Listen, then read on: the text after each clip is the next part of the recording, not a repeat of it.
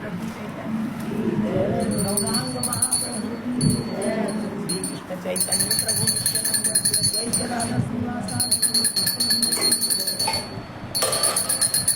श्रीमद् भागवत महापुराण की जय, श्री भक्त माली की जय, अनंत अनंत कोटि वैष्णव भक्तवृंद की जय, अनंत अनंत कोटि गुरुजनन की जय, अनंत अनंत कोटि सिद्धजन की जय।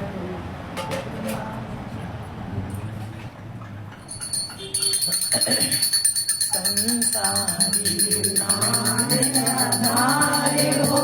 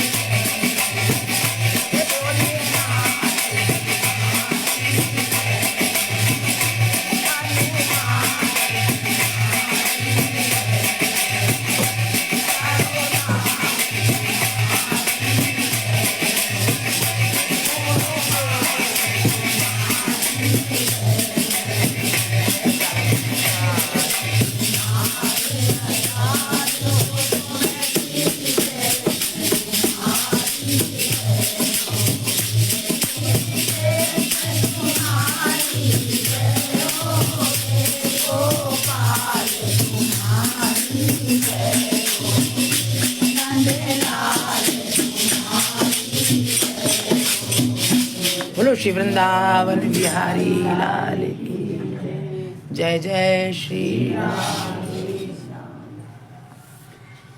श्री सुखदेव भगवान की, श्रीमद् भागवत महापुराण।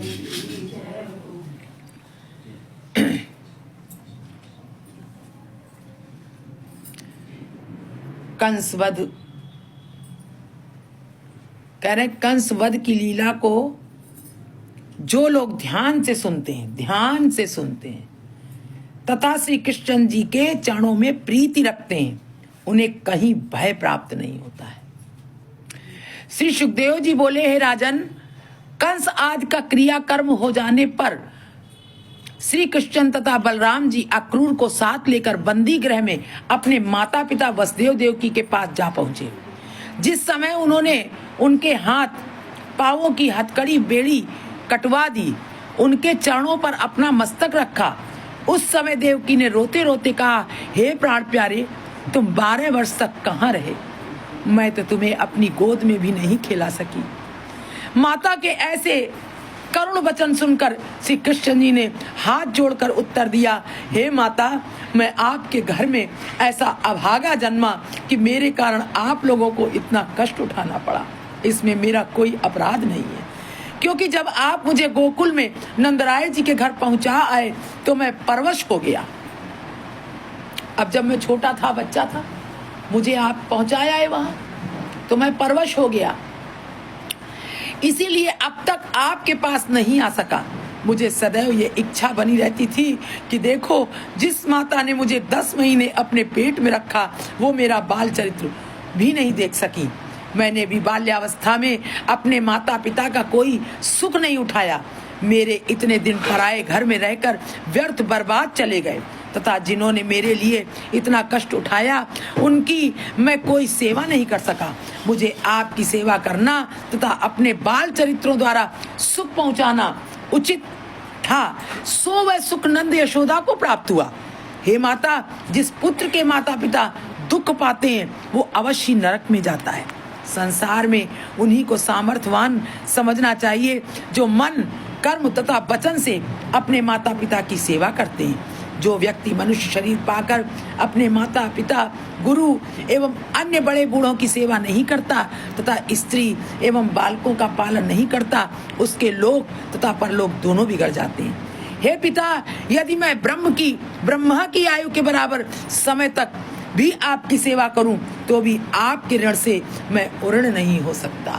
देवकी और वसुदेव से भगवान कह रहे हैं, ब्रह्मा की आयु तक मैं उऋण नहीं हो सकता। अब मैं ये प्रार्थना करता हूँ कि आप मेरे अपराध क्षमा कर दें तथा सब सुख दुखों को अपने कर्म के अनुसार समझें।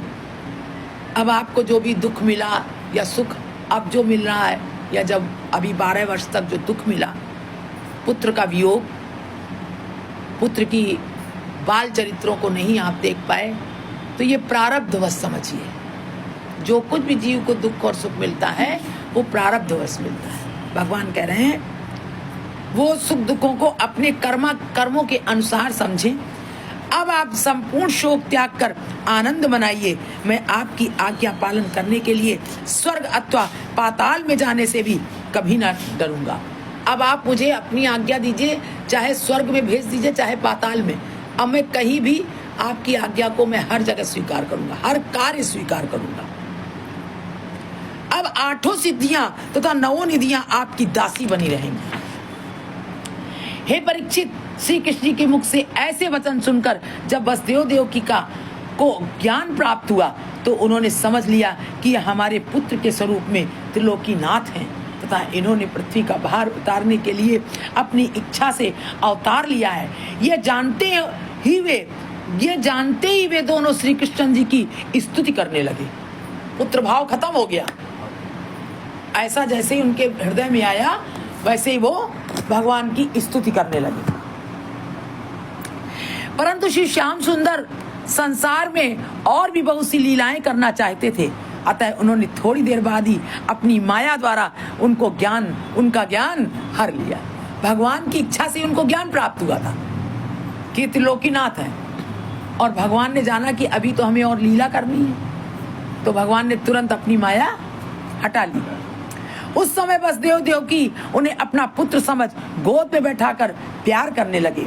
उन्होंने श्री कृष्ण बलराम का मुख तथा मस्तक चूम कर अपना पिछला दुख भुला दिया। यानी मनुष्य जो इस संसार में जो भी जीवन जी रहा है, वो भगवान की माया है। कभी वो कैसा भाव करने लगता है, कभी कैसा हो जाता है, कभी कैसा, ये भगवान की इच्छा से ही होता है। जीव की अपनी कोई सामर्थ्य नहीं है। और या 2 बातें हैं, एक तो भगवान की माया, और या फिर उसके कर्म, वो अपने कर्म के अनुसार जीवन जीता है और उसमें भी भगवान की माया काम करती है। भगवान चाहे तो उसे उस कर्म के अनुसार जो भोग रहा है उसमें भी घटबड़ कर देते हैं, भगवान क्षमता दे देते हैं। ये भगवान की माया है। उस समय वसुदेव देवकी उन्हें अपना पुत्र समझ गोद में बैठाकर अपना प्यार करने लगे। उन्हें इस प्रकार उन्होंने श्री कृष्ण बलराम का मुख तथा मस्तक चूमकर अपना पिछला दुख भुला दिया। तदुपरांत वे श्री श्याम सुंदर तथा बलराम जी को साथ लेकर अपने घर आ पहुंचे। हे परीक्षित, घर पहुंचकर वसुदेव जी ने 10 सहस्त्र गौएं विधि पूर्वक पूजन करके जो उन्होंने श्री कृष्ण जी के जन्म के समय मन में संकल्प किया था कि हम अपने बालक को 10 सहस्त्र गौएं निछावर करें, तो जो जन्म के समय मन में संकल्प किया था, ब्राह्मणों को दान की तथा ग्वाल वालों सहित दोनों भाइयों को 36 प्रकार के व्यंजन खिलाकर उत्तम उत्तम वस्त्र आभूषण पहनाए। तदुपरांत श्री श्याम सुंदर ने बलराम जी से कहा, हे भाई, जब राजा के बिना प्रजा को कष्ट पहुंचेगा तब सब लोग वसुदेव जी को राज सिंहासन पर बैठने को कहेंगे। अब राजा तो है नहीं, कंस तो खत्म हो गया, भगवान ने वध कर दिया। अब बिना राजा के राज्य कैसे चलेगा? तो कह लेंगे जब बिना राजा के राज्य चल नहीं पाएगा तो सब लोग वसुदेव जी को ही कहेंगे, वे उनके पिता हैं अभी, तो वसुदेव जी को ही बैठने को कहेंगे। यदि ऐसा किया गया तो लोग ये कहेंगे कि इन्होंने राज्य के लोभ के कारण कंस को मारा है। अब देखो, कंस मर गया और अपना राजगद्दी पे बैठ गए क्योंकि उसने बंदी बना दिया था। कहेंगे इसलिए इसने वसुदेव को मारा है, इसलिए उग्रसेन को राज सिंहासन पर बैठा देना चाहिए। जब बलराम जी ने बात स्वीकार कर ली तो दोनों भाई वसुदेव जी को साथ लेकर उग्रसेन के पास जा पहुंचे तथा उन्हें दंडवत करके इस प्रकार कहने लगे, हे नाना, अब आप राज सिंहासन पर बैठकर राज्य कीजिए। उग्रसेन से कहने लगे।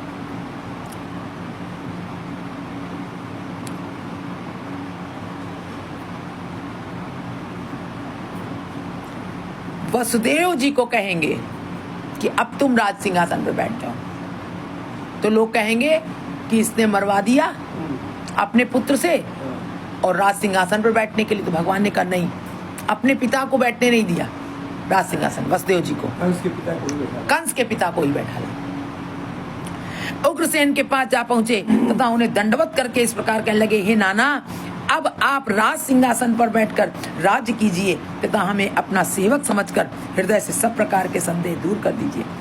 पृथ्वी के सभी राजा आपको कर देकर आपके अधीन बने रहेंगे। जो राजा आपकी आज्ञा नहीं मानेगा उसे हम क्षण भर में बांध कर आपके सामने ले आएंगे। आपको करना कुछ नहीं है, बल सब हम प्रयोग करेंगे। बैठ जाइए आप, जिससे वो क्या कहते हैं, अपयश ना हो, अपयश ना लगे किसी को, गलत संदेश ना जाए। इस प्रकार आप निर्भय होकर राज्य कीजिए। और जितने राजा हैं वो परेशान करे, हो सकता है कर सकते हैं, क्योंकि राजा कंस ने बहुत परेशान किया था सबको, बदला ले सकते हैं। तो आप चिंता ना करिए, हम उनको बांध करके और कह रहे हैं आपके सामने ले आएंगे। श्री कृष्ण के ऐसे वचन सुनकर उग्रसेन ने हाथ जोड़कर कहा, हे श्याम सुंदर, ये तुमने बहुत अच्छा किया जो पापी कंस को उसके भाइयों सहित मार डाला। अब देखिए, यहाँ पर उनको पुत्र शोक नहीं हो रहा है, कह रहे हैं अच्छा किया, पापी कंस था वो और भाइयों सहित मार डाला। ऐसे पुत्र का क्या करना है जो अत्याचार करे, जीवों को सताए, यदुवंशियों का दुख दूर कर दिया। जिस प्रकार तुमने दैत्यों, राक्षसों तथा अधर्मी लोगों को मारकर हरि भक्तों को सुख दिया है, अब उसी प्रकार तुम ही राज सिंहासन पर बैठकर प्रजा का पालन भी करो। यह सुनकर श्री श्याम सुंदर ने कहा, हे नाना, आपने ये सुना होगा कि राजा ययाति के शाप के कारण उनके पुत्र यदु आदि राजगद्दी प्राप्त करने के अधिकार से वंचित हो गए थे। अतः हम लोग उसी वंश में उत्पन्न होने के कारण राजा राज सिंहासन पर बैठने के अधिकारी नहीं हैं। उसी वंश में हैं, इसलिए हम भी राज सिंहासन पर बैठने के अधिकारी नहीं। यदुवंश में ही तो हैं। इसलिए आप सिंहासन पर बैठकर गौ ब्राह्मण तथा हरि भक्तों की रक्षा करते हुए प्रजा को सुख पहुंचाइए तथा जो यदुवंशी कंस के भय के कारण अपनी जन्मभूमि मथुरा को छोड़कर अन्यत्र जा बसे हैं उन्हें यहाँ बुलाकर फिर से बसाइए। जो चले गए हैं यहाँ कंस के डर से। हे परीक्षित, जब राजा उग्रसेन ने श्री कृष्ण जी की बात मान ली तब उन्होंने उग्रसेन को विधि पूर्वक सिंहासन पर बैठाकर तिलक कर दिया। उस समय से श्याम सुंदर तथा बलराम जी ने अपने हाथों से चंवर डुलाया तथा सब छोटे बड़ों ने मंगलाचार किए। भगवान श्याम सुंदर ने उग्रसेन राजा हैं उनके ऊपर चंवर डुलाया। तदुपरांत राजा उग्रसेन की आज्ञा से सब यदुवंशी भी मथुरा में लौट आए। उनमें श्री कृष्ण जी ने जिन्हें दुखी तथा दरिद्र देखा उन्हें उनके इच्छा के अनुसार वस्त्र आभूषण द्रव्य तथा गांव आदि देकर ऐसा प्रसन्न किया कि फिर किसी को किसी वस्तु की आकांक्षा न रही। गांव भी दिए, वस्त्र भी दिए, अन्न भी दिया, सब कुछ दिया। अब कुछ मांगने को नहीं बचा। जो दुखी थे उस समय वसुदेव तथा देवकी को भी अत्यंत आनंद हुआ। जो लोग वृद्ध तथा दुर्बल हो गए थे वे सब श्री कृष्ण जी की अमृत दृष्टि को प्राप्त कर पुनः तरुण तथा स्वस्थ हो गए। इतनी कथा सुनाकर श्री सुखदेव जी ने कहा, राजन, इस प्रकार सब लोगों को सुख देने के उपरांत श्री कृष्ण जी ने बलराम जी से कहा, हे भाई, यशोदा मैया ने हम दोनों भाइयों को इतने समय तक बड़े स्नेह पूर्वक पाला है, अतः वे हमारे लिए बड़ी चिंतित हो रही हैं। नंद बाबा भी सब ब्रजवासियों सहित मेरे वृंदावन लौटने की आस लगाए टिके हुए हैं, अतः अब हमें चलकर उन सब लोगों को विदा करना चाहिए। उन्होंने हमसे अत्यंत स्नेह किया है तथा हमें विविध भांति के सुख दिए हैं, हम उनसे कभी उऋण नहीं हो सकते। अतः आज उन्हें विदा करते समय मेरा हृदय भरा आ रहा है। इतना कहकर श्री कृष्ण जी तथा बलराम जी ब्रजवासियों को देने के लिए द्रव्य, रत्न, वस्त्र, आभूषण आदि तथा राजा उग्रसेन एवं वसुदेव जी को अपने साथ लेकर नंद राय जी के डेरे को चल दिए। वहां नंद जी यह सोच रहे थे कि हमें वृंदावन से आए कई दिन हो गए, अतः अब यदि श्याम और बलराम आ जाएं तो हम भी अपने घर पहुंचें। उसी समय से श्याम सुंदर वहां पहुंचकर उनके चरणों में गिर पड़े। नंद जी ने उन्हें उठाकर अपने हृदय से लगा लिया। तदुपरांत वे वसुदेव तथा राजा उग्रसेन से प्रेम पूर्वक गले मिले। उस समय से नंद जी अपने मन में यह समझ रहे थे कि अब श्री कृष्ण बलराम मेरे साथ वृंदावन लौट चलेंगे, इसीलिए ये आए हैं। तब श्री मुरली मनोहर ने सब वस्तुएं नंद जी के सामने रखकर इस प्रकार कहा, हे बाबा, आपने अब तक मेरा पालन पोषण किया है, अतः मैं आपसे किसी प्रकार उड़ीन नहीं हो सकता। यह सुनकर नंद जी चौंकते हुए बोले, हे कन्हैया, ये तू क्या कह रहा है? तू मुझे अपना प्रतिपालक बता रहा है अथवा किसी अन्य को? श्री कृष्ण जी ने उत्तर दिया, हे बाबा, मुझे कहते हुए बड़ा संकोच होता है कि आपने गर्ग पुरोहित का कहना भी सच न मानकर अपने पुत्र के समान मेरा प्रतिपालन करके सुख पहुंचाया। गर्ग मुनि ने कहा था कि ये अवतार है, लेकिन उनका कहना भी नहीं माना। इतना पुत्र स्नेह आपको कि आपने मुझे पुत्र की तरह पाला, जबकि आप जानते थे। ये नहीं बता रहे कि हमारी माया से आप भूल गए, तो भगवान की माया थी। अस्तु मैं कभी भी रहूं सदैव आपका ही पुत्र कहलाऊंगा। मेरे पिता ने मेरी माता रोहिणी को विपत्ति के समय आपके घर पहुंचा दिया था, सो आपने उसे भी अपने यहाँ सम्मान पूर्वक रखा। मैं ब्रजवासियों के गोरस आदि को खाकर जो उपद्रव मचाता था उसे भी आप दया करके सदैव क्षमा करते रहते थे। मैंने कितना गोपियों के यहाँ गोरस खाया, कितना उपद्रव किया, मटकी फोड़ी छीके से सब करता रहता था, लेकिन आपने मुझे क्षमा करते रहे। मेरे शत्रु कंस से भी कुछ भी न डर कर आपने मेरा प्रतिपालन किया। यशोदा मैया ने भी मुझे अपना पुत्र समझकर पालन किया, अतः आप दोनों के ऋण से मैं कभी उऋण नहीं हो सकता। लगाओगे नहीं क्या मन से? हे बाबा, अब मैं एक बात कहता हूँ, उसे सुनकर आप दुखी मत होइएगा। यह बात यह है कि अब मैं कुछ दिनों तक मथुरा में रहकर यदुवंशी आज सजातियों तथा अपने माता पिता को सुख देना चाहता हूँ। उन्होंने भी आज तक मेरे लिए अत्यंत कष्ट उठाया है, अब अगर हम चले जाएंगे तो उनको बड़ा कष्ट होगा। अब उनको भी सुख देना चाहते, बहुत कष्ट उठाया है। यदि वे मुझे आपके यहाँ नहीं पहुंचाते तो इतना कष्ट क्यों उठाते। अतः अब आप घर जाकर यशोदा मैया तथा अन्य सब ब्रजवासियों को धैर्य बनाइएगा। यशोदा माता ने से ये कह दीजिएगा कि वे जिस प्रकार मेरे लिए माखन रख छोड़ती थी उसी प्रकार अब भी रख छोड़ा करेंगी। अब भी माखन मेरे लिए उसी तरह रखें, क्योंकि वो तो परमात्मा है। अव्यक्त भाव से अब भी मैं खाता रहूंगा। मैं प्रकट में तो आप लोगों से अलग हो रहा हूं, प्रकट में आप लोगों से अलग हो रहा हूं, परंतु अंतःकरण से सदैव आपके ही पास रहा करूंगा। आप भी दया करके मुझे कभी भुलाइएगा नहीं। हे परीक्षित, ये भक्त की स्थिति है। भगवान भक्तों के साथ इस तरह रहते हैं, अप्रत्यक्ष रूप में रहते हैं भगवान।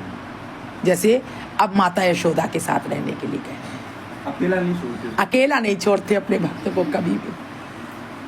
उसको एहसास होता रहता है। आप भी दया करके मुझे कभी भुलाइएगा नहीं। हे परीक्षित, श्री बांके बिहारी के मुख से इन वचनों को सुनकर नंद जी अत्यंत विलाप करते हुए इतना रोए कि हिचकियां बंध गई। तदुपरांत वे मूर्छित होकर गिर पड़े।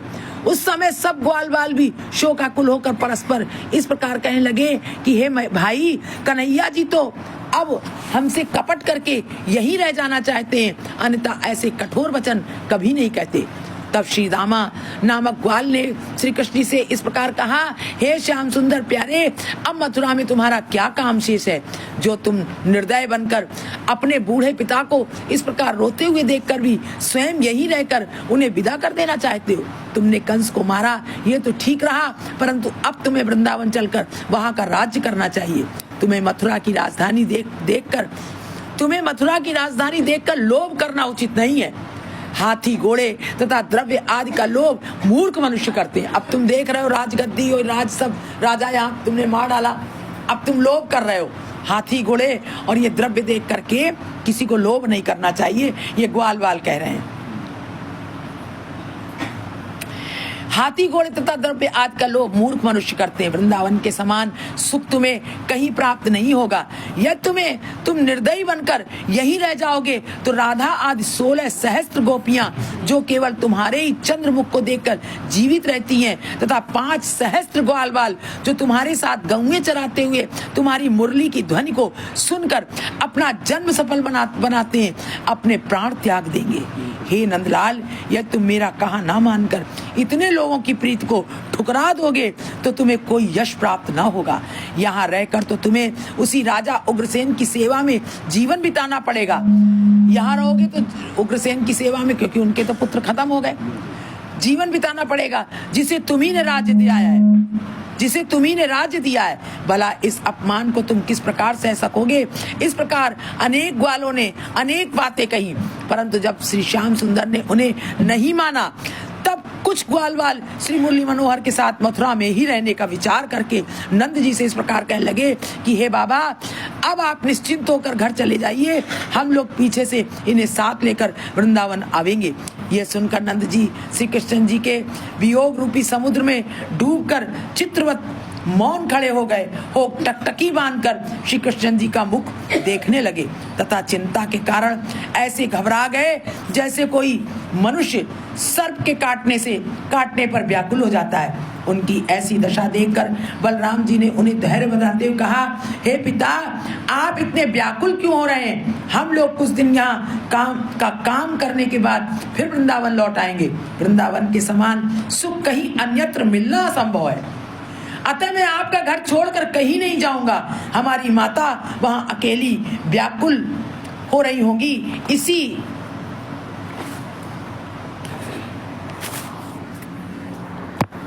लिए हम आपको विदा करते हैं ताकि आप जाकर उन्हें धीरज बधावें। यह सुनकर नंद जी अत्यंत व्याकुल होकर श्री कृष्ण जी के चरणों पर गिर पड़े तथा इस प्रकार कहने लगे, हे पुत्र, एक बार तुम दोनों भाई वृंदावन चलकर अपनी माता को धैर्य बधाओ, उसके बाद फिर यहाँ लौट आना। मैं तुम्हारे चरणों को त्याग कर अकेला वृंदावन नहीं जा सकता। तुम्हारी मैया तुम्हारे लिए माखन रोटी लिए प्रतीक्षा कर रही होगी। अतः तुम शीघ्रता पूर्वक घर को चलो। हे पुत्र, हमने 12 वर्ष तक पालन पोषण करके तुम्हें बड़ा किया, परंतु तुम्हारी महिमा को कभी नहीं जाना। अब तुम वसुदेव के पुत्र बनकर गर्ग जी के वचनों को सत्य सिद्ध कर रहे हो। अब पता चल रहा है, वसुदेव जी के पुत्र बनकर गर्ग जी के वचनों को सत्य सिद्ध कर रहे हो। हे कन्हैया, हमारे ऊपर जब जब कष्ट आते थे तब तब तुम ही हमारी रक्षा करते थे। यदि तुम्हें हम लोगों को अपने विनय में ही मारना था तो हमारे ऊपर उस दिन गोवर्धन पर्वत ही क्यों नहीं गिरा दिया? हम लोग यदि उसी दिन मर जाते तो आज ये दिन क्यों देखना पड़ता? हे परीक्षित, इस प्रकार कहकर नंद जी तथा अन्य ब्रजवासी जब बहुत रोने तथा व्याकुल होने लगे, उस समय श्री कृष्ण जी ने यह विचार किया कि ये लोग मेरे वियोग में अपने प्राण दे बैठेंगे। अपनी माया को उनके ऊपर फैला दिया। बोलो गोविंद भगवान की जय। तदुपरांत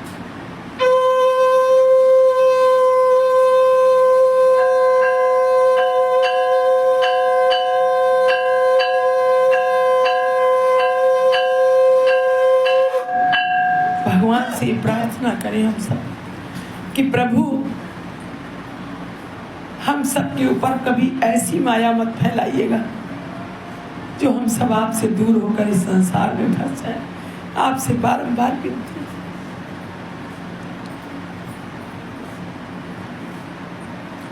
तदुपरांत हंसकर इस प्रकार कहा, है बाबा, इतना चिंतित होने की क्या आवश्यकता है? मैं तुमसे केवल 3 कोस की दूरी पर ही तो हूँ। मैं तुम्हें विदा केवल इसीलिए कर रहा हूँ ताकि तुम वहां जाकर यशोदा मैया तथा अन्य वृंदावनवासी स्त्री पुरुषों को धैर्य बंधा सको। श्री कृष्ण जी के ऐसे वचन सुनकर माया में मोहित नंदराय जी ने अपने हृदय में धैर्य धारण करके कहा, हे जगदीश्वर, यदि तुम मथुरा में ही रहना चाहते हो तो फिर मेरा क्या वश चल सकता है? मैं तुम्हारी आज्ञा से वृंदावन लौटा तो जाता हूँ, परंतु तुम कहीं हम ब्रजवासियों को भूल मत जाना। यह सुनकर वसुदेव जी ने नंदराय जी को बहुत से द्रव्य तथा रत्न आदि की भेंट देकर इस प्रकार कहा, हे नंदराय जी, आपने मेरे ऊपर जो उपकार किया है उससे मैं कभी ऋणी नहीं हो सकता। आप इन दोनों बालकों को अपना ही जानकर यहाँ अथवा वहाँ रहने के कारण कुछ भेद मत मानना। हे परीक्षित, वसुदेव जी के ऐसे वचन सुनकर नंद जी ने श्री कृष्ण जी को दंडवत किया। तदुपरांत 5-7 ग्वाल वालों को वहीं छोड़कर आप सब लोगों के सहित रोते पीटते हुए वृंदावन को चल दिए। मार्ग में सब लोग लौट कर मथुरा की ओर इस आशा से देखते जा रहे थे कि कहीं कृष्ण जी हमारे प्रेम के कारण लौट आवे तो अच्छा है। अस्तु नंद जी को विदा करने के उपरांत जब श्री श्याम जी तथा बलराम जी वसुदेव तथा राजा उग्रसेन के साथ राज मंदिर में पहुंचे, तब सब लोग ब्रजवासियों के स्नेह की प्रशंसा करने लगे। उधर नंदराय जी मार्ग में चलते हुए श्री कृष्ण जी के चरित्रों को याद कर करके ब्रजवासियों से कहते जाते थे कि हम लोगों से बड़ी भूल हुई जो हमने परम ब्रह्म प्रभु से अपनी गौएं चरवाई तथा थोड़े से मक्खन के कारण यशोदा ने उन्हें ऊखल से बांध दिया। परंतु हे भाइयों, इतने पर भी श्री कृष्ण जी ने अपनी प्रभुता नहीं त्यागी। उन्होंने गोवर्धन पर्वत उठाकर ब्रजवासियों की रक्षा की तथा मुझे लेने के लिए वरुण लोक में जा पहुंचे, परंतु हम लोग अपने अज्ञान के कारण उन्हें अंत तक नहीं पहचान पाए। हे परीक्षित, इस प्रकार कहते सुनते हुए जब वे वृंदावन के समीप पहुंचे तो श्री बांके बिहारी की याद करके मूर्छित हो पृथ्वी पर गिर पड़े। 8 प्रहर श्री कृष्ण जी की प्रतीक्षा में मथुरा के मार्ग की ओर टकटकी लगाकर देखती रहने वाली यशोदा जी ने जब गोप ग्वालों को वृंदावन की ओर आते देखा तो श्री श्याम सुंदर से मिलने के लिए वे अत्यंत हर्ष तथा प्रेम में भरकर उनकी ओर इस प्रकार दौड़ी जिस प्रकार बछड़े को देखकर गऊ दौड़ती है। परंतु जब वे नंद जी के पास पहुंची और वहां श्याम जी तथा बलराम जी को नहीं देखा तो घबरा कर इस प्रकार पूछने लगी, हे स्वामी, तुम मेरे श्याम बलराम को खोकर उनके बदले में वस्त्र आभूषण कहां से ले आए हो? जिस प्रकार अंधा मनुष्य पारस को नहीं पहचानता तथा उसे पत्थर समझकर फेंक देने के बाद रोता पछताता रहता है, उसी प्रकार तुम अनमोल रत्न खोकर इस कांच को उठा लाए। भला उनके बिना इन पत्थरों का क्या होगा। अरे मूर्ख पति, जिनके एक क्षण के वियोग से हमारी छाती फट जाती थी, उनके बिना अब हमारा जीवन कैसे कटेगा। कह रही ये हीरे जवाहरात उठा लाए हो, ये पत्थर। मूर्ख पति कहकर संबोधन किया। इस समय बहुत पुत्र वियोग में यशोदा जी डूबी हुई है, चेतना खो बैठी है। तुम मेरे मना करने पर भी उन्हें जबरदस्ती मथुरा लिवा ले गए। अब हम अंधे होकर किस प्रकार जीवित रहें। यशोदा जी के ऐसे वचन सुनकर नंद जी लज्जित हो आंखें नीचे किए रोते हुए बोले, हे यशोदा, तू सत्य कहती है, ये आभूषण आदि कृष्ण जी ने ही दिए हैं, परंतु मुझे ये पता नहीं कि इन्हें लिया किसने है। मैं तुझसे कन्हैया की कठोरता क्या कहूँ। उनकी बातें सुनकर तुझे भी बहुत दुख होगा। जिस समय वे कंस को मारकर मेरे पास आए तथा अपने को वसुदेव जी का पुत्र बताकर प्रीति हरने वाली बातें करने लगे, तब मैं आश्चर्यचकित होकर रोने लगा। उस समय उन्होंने मुझे बहुत धैर्य बांधा कर विदा कर दिया। हे प्रिय, गर्ग मुनि के कथनानुसार मैंने तो उन्हें तभी पूर्ण ब्रह्म परमेश्वर समझ लिया था, फिर भी मायावश उन्हें पुत्र मानकर प्रीति करता रहा। अब हमें पुत्र का भाव तज कर उन्हें परमेश्वर समझकर भजना चाहिए। अब उनका भजन करना चाहिए। अब पुत्र छोड़ करके भजन, परमेश्वर समझ के भजन करना चाहिए।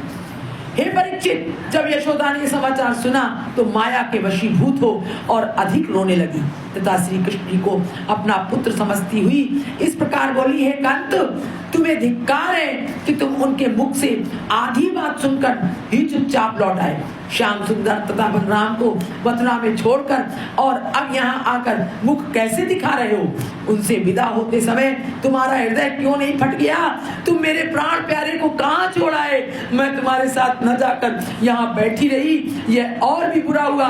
कदाचित मैं भी तुम्हारे साथ चली जाती तो उन्हें इस प्रकार छोड़कर अकेली लौट कर ना आती। यशोदा जी के ऐसे वचन सुनकर श्री नंद जी के ने कहा, हे प्रिय, श्याम सुंदर ने तुम्हें प्रणाम कहने के उपरांत ही कहा कि कुछ देवताओं के कार्य करने के उपरांत मैं आपके पास फिर लौट आऊंगा, इसलिए आप चिंता न करें। बलराम ने कहा कि यशोदा मैया चिंता न करें, आप उन्हें जाकर धीरज बनाना। कुछ दिनों बाद हम फिर वृंदावन में आ पहुंचेंगे। श्री श्याम तथा बलराम जी के इस संदेश को सुनकर यशोदा जी चिंता में डूब गई। तदुपरांत सभी ब्रजवासी श्री मुरली मनोहर के बाल चरित्रों की चर्चा करते हुए रोते पीटते अपने अपने घर गए। श्री श्याम सुंदर के बिना सब लोगों को वृंदावन उजाड़ सा मालूम देता था। श्रीहरि के वियोग में वहां के सभी पशु पक्षी, ग्वाल वाल, गोपी तथा गौएं आदि मुरझा गए। नंद यशोदा कभी तो उन्हें अपना पुत्र मानकर रोते थे और कभी ईश्वर जानकर ध्यान धरते थे। वृंदावन के कुंजों के सभी वृक्ष तथा फल फूल मुरझा गए। हे परीक्षित, जो ग्वाल वाल मथुरा में रह गए थे उन्हें भी कुछ दिनों के बाद श्री कृष्ण जी ने वस्त्राभूषण देकर विदा कर दिया तथा उन्होंने वृंदावन आकर श्री श्याम सुंदर के सब चरित्र जो उन्होंने कुब्जा आदि के साथ किए थे ब्रजवासियों को आ सुनाए। उन्हें सुनकर सब गोपियों ने सौतिया डाह करके अपने मन में यह विश्वास कर लिया कि अब श्रीमन मुरली मनोहर लौट कर कभी वृंदावन नहीं आएंगे। वे परस्पर एक दूसरी से इस प्रकार कहने लगी, हे सखी, देखो श्री बांके बिहारी त्रिलोकीनाथ ने ऊंच नीच जात का कुछ विचार किए बिना कुब्जा की सुंदरता देख उसे अपनी प्राण प्यारी बना लिया। यह सुनकर दूसरी सखी ने कहा, हे आली, अब कुब्जा ने श्री श्याम सुंदर श्याम प्यारे को अपने वश में ऐसा किया है कि वे उसकी आज्ञा के बिना कोई भी काम नहीं करते हैं। अब वो उन्हें यहाँ क्यों आने देगी। तब तीसरी बोली, हे प्यारी, अक्रूर ने ये आकर हमारे चित्त चोर से उस कुबड़ी का संदेश ही कहा था, इसीलिए मथुरा चले गए और अब वहीं रह गए हैं। यह सुनकर एक अन्य सखी ने पूछा, क्या तूने कुब्जा को कभी देखा भी है? वो बोली, हाँ, एक दिन मैं मथुरा में दही बेचने के लिए गई थी, तब उसे देखा था। उस समय वो मालिन की लड़की बड़ी कुबड़ी थी, लोग उसे देख देख कर हंसा करते थे, परंतु अब तो मोहन प्यारे ने सब लाज धर्म त्याग कर उस दासी को ही अपनी रानी बना लिया है। यह सुनकर एक अन्य सखी ने कहा, हे प्यारी, हम तो यह बात सुनकर ही लज्जा आती है। दूसरी ने कहा, हे सखी, क्या तुमने ये बात नहीं सुनी कि उस कुबड़ी ने अपने कुबड़ में सौंदर्य को इस प्रकार छिपा रखा था जिस प्रकार सीप में मोती छिपा रहता है। उसी कारण श्याम जी ने हम ब्रजबालाओं को भुला दिया है। यह सुनकर तीसरी गोपी बोली, क्या अब श्याम सुंदर उन दिनों को बिल्कुल भूल गए जब एक कंस के भय से यहाँ आए थे और छिप छिप कर हमारा माखन चुरा कर खाया करते थे, जो अब बड़े हो जाने पर हमें भूल बैठे हैं। तब चौथी गोपी ने उत्तर दिया, हे सखी, जिस प्रकार कोयल के अंडे को कौवा सेता है, कोयल के अंडे को कौवा सेता है, परंतु उसमें से बच्चा उत्पन्न होते ही अपने जाति भाइयों में मिल जाता है, उसी प्रकार से श्याम सुंदर भी नंद यशोदा तथा हम सभी सबकी ऐसी दशा करके अब वसुदेव देवकी के पास चले गए हैं। पांचवी बोली, सखी, अब तो वे राजा के सिंहासन के समीप बैठते हैं, अतः उन्हें ब्रजवासियों तथा मुरली का नाम लेने तथा मोर का पंख देखने में भी लज्जा आने लगी है। अब ब्रजराज भये महाराज, मोर मुकुट सो आवे लाज, कुब्जा सो नित प्रीत दिखावे, और हम सब याद उन्हें क्यों आवे। छठवीं सखी ने कहा, है आली, तुम उनकी चर्चा क्यों करती हो? देखो, वे हमारे जाति भाई नहीं है। यहाँ उनके नाम गोपीनाथ, कन्हैया, श्री कृष्ण तथा नंदलाल थे। अब वहां जाकर उनका नाम वसुदेव हो गया।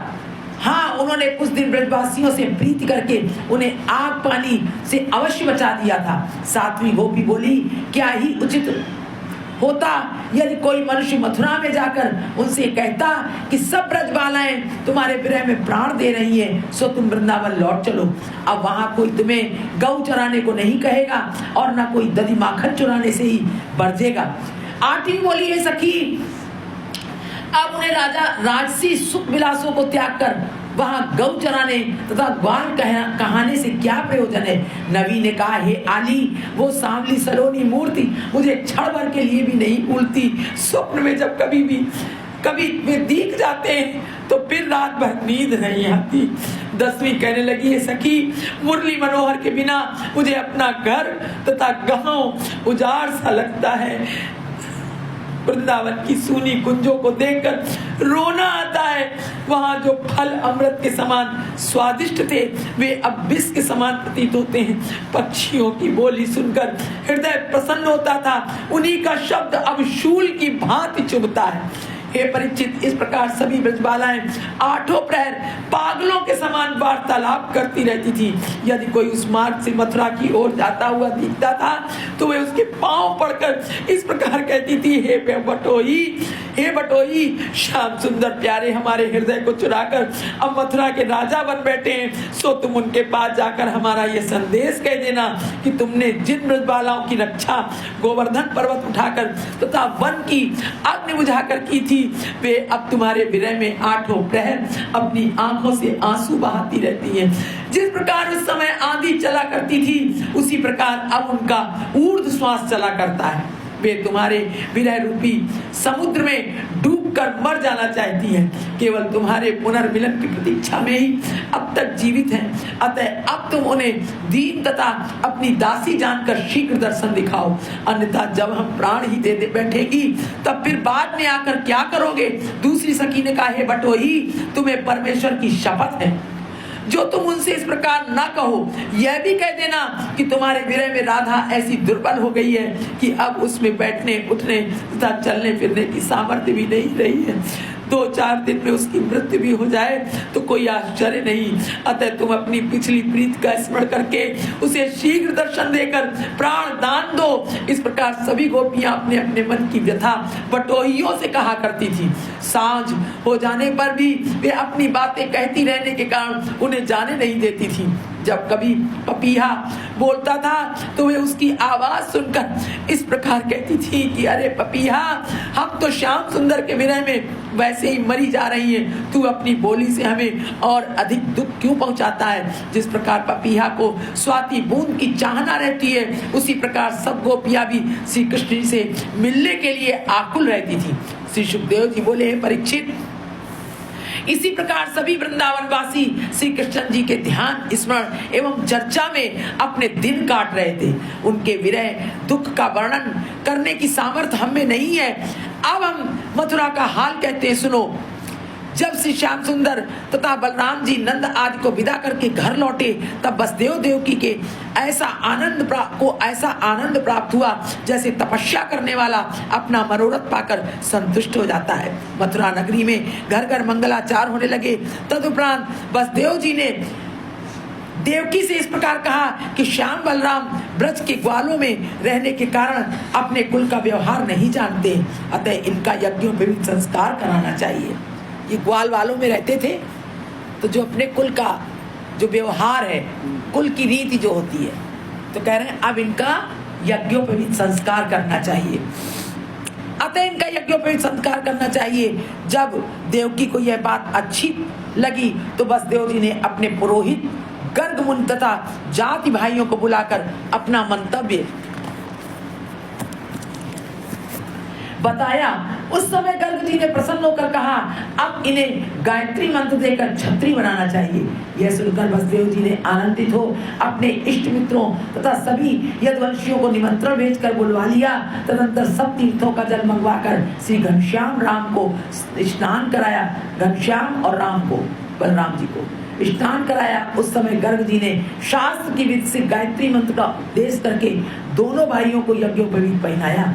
वसुदेव जी ने विधि विधान सहित ब्राह्मणों को स्वर्ण, रत्न, गौ आदि का दान दिया तथा उन्हें अपने सजातियों सहित 36 प्रकार के व्यंजन खिलाकर सम्मान सहित विदा किया। मंगलामुखी तथा याचकों को मुंह मांगा दान देकर संतुष्ट किया। उस समय देवतागण आकाश से पुष्प वर्षा करने लगे। श्री कृष्ण की कृपा से मथुरा में घर घर लक्ष्मी का निवास हो गया। बोलो गोविंद भगवान की जय।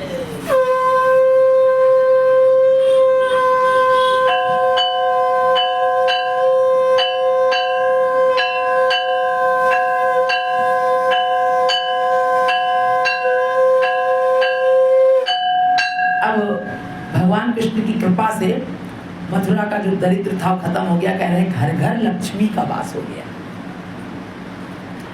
हे परीक्षित, यज्ञोपवीत हो जाने के बाद वसुदेव जी ने दोनों भाइयों को रथ पर चढ़ाकर विद्या अध्ययन करने के लिए सांदीपन नामक पंडित के पास, जो काशीपुरी से हटकर उज्जैन में जा बसे थे, भेजा। मार्ग में सुदामा ब्राह्मण को जाते हुए देखकर जब श्री कृष्ण जी ने उससे पूछा कि तुम कहाँ जा रहे हो, तब उसने ये उत्तर दिया कि विद्या पढ़ने के लिए जा रहा हूँ। सो उन्होंने सुदामा को भी अपने रथ पर बैठा लिया। तदुपरांत सुदामा को साथ लिए दोनों भाई सांदीपन पंडित के पास जा पहुंचे। वहां जब उन्होंने गुरु के चरणों में मस्तक रखकर प्रणाम किया तथा विद्या अध्ययन करने की अभिलाषा प्रकट की, तब गुरु दया करके उन्हें अपने घर में ही रखकर पढ़ाने लगे। हे राजन, एक दिन पंडित जी की पत्नी ने श्री श्याम जी तथा सुदामा को चने का कलेवा देकर लकड़ी लाने के लिए वन में भेजा। श्री कृष्ण जी का भी कलेवा सुदामा के ही पास बंधा हुआ था। अस्तु जब ये दोनों लकड़ी का बोझ लेकर वन से लौटकर घर आने लगे, उसी समय मार्ग में आंधी चलकर ऐसा पानी बरसा कि उन्हें घर तक न पहुंचकर रात्रि में वन में ही रह जाना पड़ा। उस समय जब सुदामा को बहुत भूख लगी तो वो श्याम सुंदर का कलेवा उन्हें न देकर स्वयं ही खाने लगा। चना खाते समय जब कुटुर कुटुर का शब्द हुआ तो श्री बांके बिहारी ने उससे पूछा, हे भाई, तुम क्या खा रहे हो? या तुम्हारे पास कोई खाने की वस्तु हो तो हमें भी दे दो, जिससे हम अपनी भूख बुझावें। उस समय सुदामा ने लोभ के वशीभूत होकर परम ब्रह्म प्रभु से इस प्रकार मिथ्या वचन कहा कि शीत के कारण मेरे दांत कटकटा रहे हैं, मेरे पास खाने के लिए कुछ भी नहीं है। इस झूठ बोलने के पाप के कारण सुदामा परम दरिद्री हुआ। उनसे कहा, मेरे पास कुछ नहीं है। इसी प्रकार जिस मनुष्य के पास होते हुए भी तो कहता है कुछ नहीं है, क्या दे किसी को, नहीं है मेरे पास, भगवान उसको वैसा ही कर देता है। सत्यनारायण की कथा में भी सत्यनारायण कथा में यही वृंदावन में हुआ था। उस जहाज में जो व्यापारी था, उन्होंने, भगवान ने पूछा, गोस्वामी जी ने पूछा, जी गोस्वामी ने किसमें क्या है? उसने कहा कुछ नहीं है, पत्ते इत्यादि भरे पड़े, लता पता। और भगवान ने लता ही पता कर दिया, तो क्षमा मांगी। तदुपरांत श्याम बलराम जी ने अपनी सेवा द्वारा गुरु को ऐसा प्रसन्न किया कि वे 64 दिन में ही चारों वेद, 6 शास्त्र, 18 पुराण, राजनीतिशास्त्र, यंत्र मंत्र, तंत्र, ज्योतिष, वैदिक, कोक विद्या एवं धनुर्वेद आदि सब विद्याओं को पढ़कर पंडित हो गए। सबसे बड़ी बात है, जो मित्र, गुरु और ईश्वर से झूठ बोलता है, उसको बहुत कष्ट उठाना पड़ता है।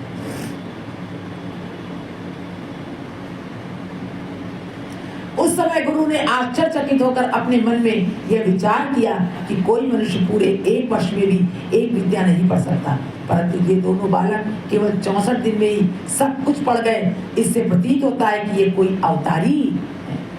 इतनी कथा सुनाकर श्री सुखदेव जी बोले, परीक्षित देखो, जिन परम ब्रह्म की श्वास से चारों वेद प्रकट हुए, उन्हीं ने गुरु के घर में रहकर विद्याएं पढ़ी। अस्तु उनके लीला चरित्रों को कोई नहीं जान सकता।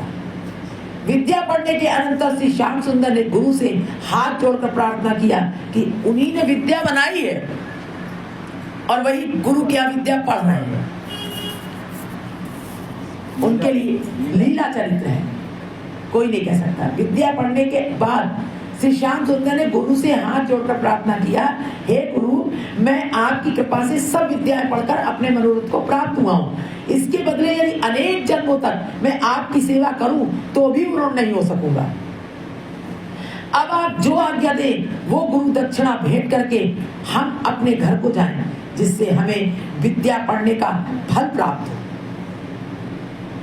तभी तो कहा कि जो गुरु से झूठ बोलता है या जो गुरु के सामने बैठकर जो विद्या ग्रहण करता है और उसको अगर प्रयोग में नहीं लाता तो उसकी सारी विद्या नष्ट हो जाती है और मूर्खता को प्राप्त होता है, भयंकर मूर्खता को प्राप्त होता है। इसके बदले यदि अनेक जन्मों तक मैं आपकी सेवा करूं तो भी पूर्ण नहीं हो सकूंगा। अब आप जो आज्ञा दें वो गुरु दक्षिणा भेंट करके हम अपने घर को जाएं, जिससे हमें विद्या पढ़ने का फल प्राप्त हो। विद्या पढ़ने का फल, यह सुनकर सांदीपन पंडित ने उत्तर दिया, मुझे तो कुछ अभिलाषा नहीं है, परंतु तुम्हारी गुरुवाइन को यदि कोई इच्छा हो तो तुम उनसे पूछ लो, पूछ कर देख लो, गुरु माता से। इतना कहकर सांदीपन पंडित अपनी पत्नी के पास जाकर बोले, हे प्रिय, इन दोनों बालकों ने केवल 64 दिन में सब विद्याएं पढ़ ली। इससे ये मुझे अवतारी मालूम होते हैं। इनसे जो भी गुरु दक्षिणा मांगी जाए उसे ये सहज में दे सकते हैं। अतः तुम्हारी जो इच्छा हो वो इनसे मांग लो।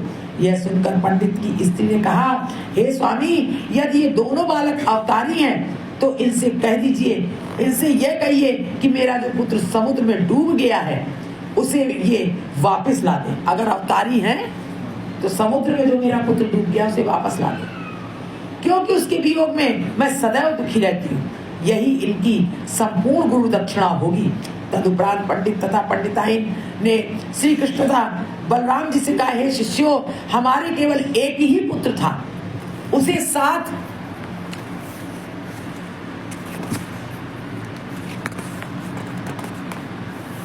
लेकर जब हम एक पर्व के समय समुद्र में स्नान करने गए तो बालक समुद्र में डूब गया। उस समय से हमें उसके वियोग का दुख एक क्षण को भी नहीं भूलता है। अतः तुम हमें इच्छित गुरु दक्षिणा देना चाहते हो तो हमारे उस बालक को लौटा कर ला दो। हमारी इच्छा की गुरु दक्षिणा देना चाहते हो तो इच्छा की तो यही है कि हमारा वो बालक लौटा दे। गुरु के सम्मुख, गुरु के मुख से ऐसे वचन सुनकर दोनों भाई उसी समय रथ पर चढ़कर समुद्र के किनारे जा पहुंचे। उस समय समुद्र मनुष्य का रूप धरकर अत्यंत भयभीत हो हाथ जोड़े हुए उनके पास आ पहुंचा तथा रत्न आदि की भेंट देकर दंडवत करता हुआ इस प्रकार कहने लगा, हे महाप्रभु, आप साक्षात परम ब्रह्म तथा तीनों लोगों को उत्पन्न करने वाले हैं, सो आप मेरा दंडवत स्वीकार करें। हे स्वामी, आपके चरणों की धोवन गंगा जी तीनों लोगों को प्रताप करने वाली है। आप अपनी दया के कारण राजा बलि के द्वार पर सदैव उपस्थित रहते हैं। आप पृथ्वी का भार उतारने तथा हरि भक्तों को सुख देने के लिए सगुण अवतार ग्रहण करते हैं। आप सदैव शेषनाग की छाती पर शयन करते हैं तथा संपूर्ण गुण एवं विद्याओं के भंडार हैं। हे नाथ, शेषनाग अपनी 2 सहस्त्र जिह्वाओं से आपकी निरंतर स्तुति करते रहते हैं, फिर भी वे आपके आदि अंत को नहीं जानते। हे प्रभु, आपके वाहन श्री गरुड़ जी हैं। आपकी महिमा के भेद को ऋषि मुनि ज्ञानी तथा वेद भी नहीं जान पा सकते हैं। तब मेरी क्या सामर्थ्य है जो मैं आपकी स्तुति कर सकूं। हे नाथ, मेरे धन्य भाग्य हैं जो आज आपने दया करके मुझे अपना दर्शन देकर कृतार्थ किया है। हे परीक्षित, समुद्र के मुख से ऐसी स्तुति सुनकर श्री श्याम जी ने प्रसन्न होकर कहा है, हे समुद्र, यहाँ हमारे गुरु सांदीपन पंडित एक दिन अपने परिवार से स्नान करने के लिए आए थे। उस समय तू उनके पुत्र को बहा ले गया था, सो उसे शीघ्र ला दे। यह सुनकर समुद्र ने हाथ जोड़कर कहा, हे प्रभु, वो बालक मेरे पास नहीं है। हाँ, एक पांचजन्य नामक बलवान असुर शंख रूप से मेरे जल में रहकर सभी जल जीवों को बहुत कष्ट पहुंचाता रहता है। पांचजन्य नामक, यदि मैं उस बालक को ले गया हो तो मुझे पता नहीं। यह सुनकर श्री श्याम तथा बलराम जी पानी में कूदकर शंखासुर के पास जा पहुंचे। बोलो गोविंद भगवान की। शंखासुर के पास पहुंचे।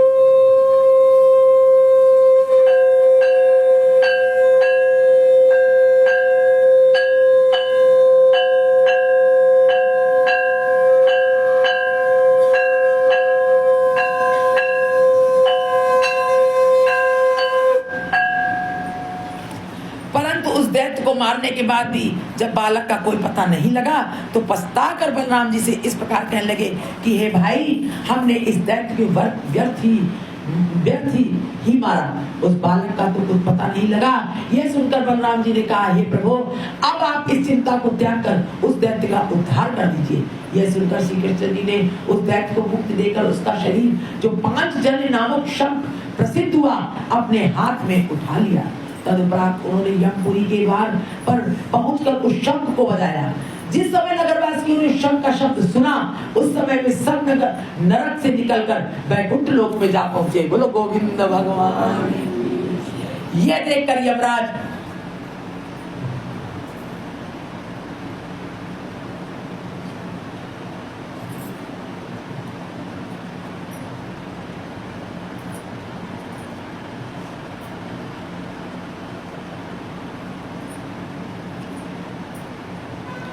दौड़े हुए बाहर आए तथा श्री हरि के चरणों में गिरकर दोनों भाइयों को बड़े सम्मान से अपने घर ले गए। वहां विधि विधान से पूजन भेंट आदि करके हाथ जोड़कर इस प्रकार स्तुति करने लगे, हे प्रभु, आप सदैव आनंद मूर्ति हैं, आप चिंताओं से रहित पूर्ण ब्रह्म हैं। लक्ष्मी जी 8 प्रहर आपकी सेवा करती रहती हैं तथा आप अपने भक्तों की सभी मनोकामनाएं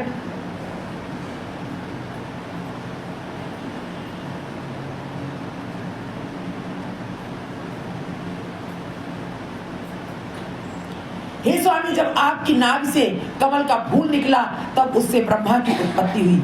ब्रह्मा ने आपकी कृपा से संपूर्ण सृष्टि की रचना की, परंतु आपके भेद को वे भी नहीं जान सके।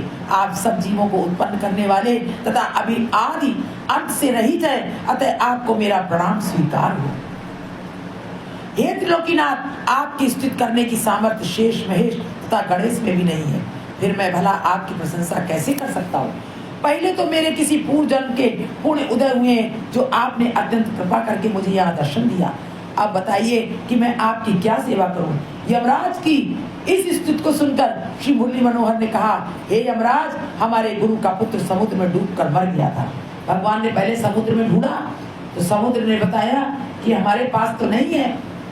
पांचजन्य नामक शंख जो है, शंखचूड़, उसके पास हो सकता है, तमाम जलचरों को खाया करता है वो, देख लीजिए शायद उसके पास हो। वहां गए तो वहां भी नहीं था। सूझ तो ऐसी मुक्ति हो गई। हाँ, बगैर किसी उन्हीं के कहने से अपने आप मुक्ति हो गई। भगवान ने जाकर उसकी मुक्ति करा। जब वहां भी नहीं मिला तो भगवान ने जो उसका 5 जन शक्त था शरीर, उसको यमराज के पास चले गए, यमपुरी गए कि भाई मरे हुए लोग कहाँ जाते हैं? यमपुरी। इसलिए यमपुरी गए यमराज के पास। यमराज ने कहा, अरे आपके तो बड़े दर्शन हो गए। भगवान की स्तुति करने लगा। आपकी स्तुति करने की सामर्थ्य शेष महेश तथा गणेश पे भी नहीं है, फिर मैं भला आपकी प्रशंसा कैसे कर सकता हूँ?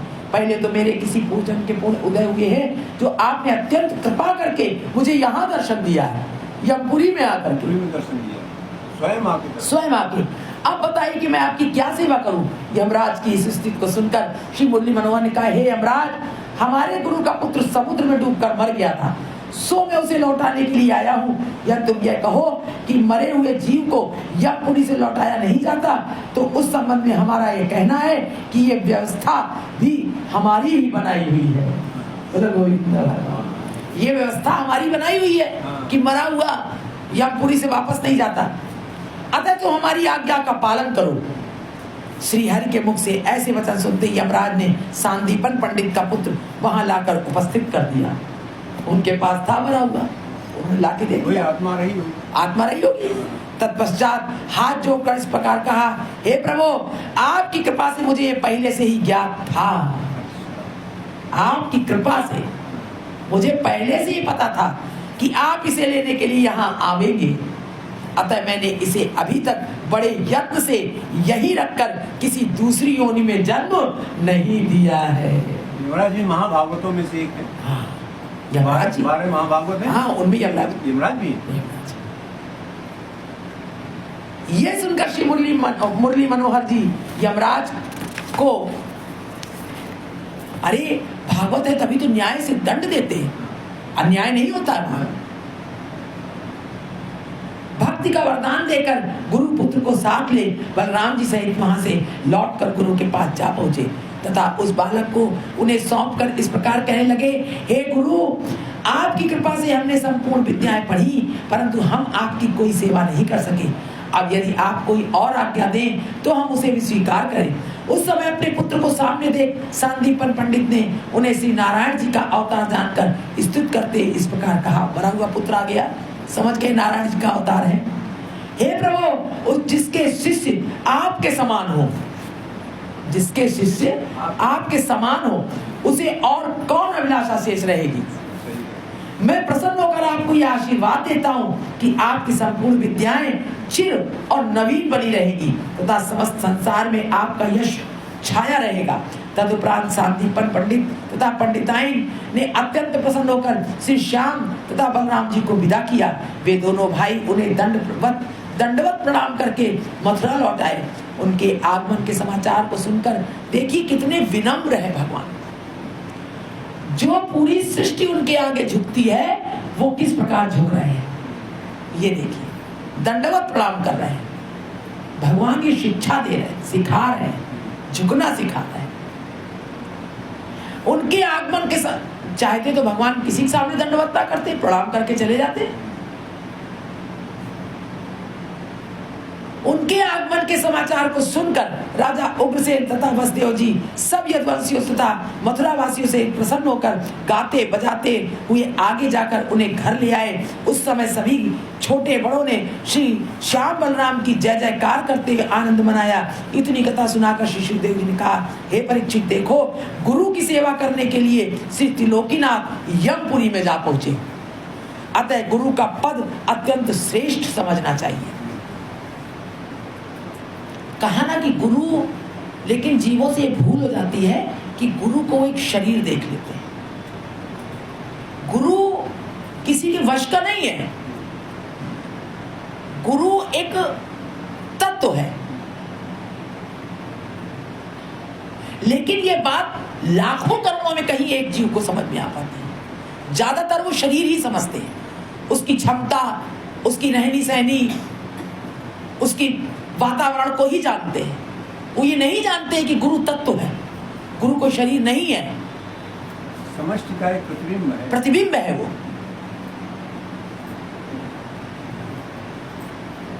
और गुरु गुरु जितना ही त्यागी वैरागी, जितना ही सत्यवक्ता होगा, उतना ही उसके अंदर उसको समझना चाहिए कि ये गुरु तत्व है, ये गुरु शरीर नहीं है।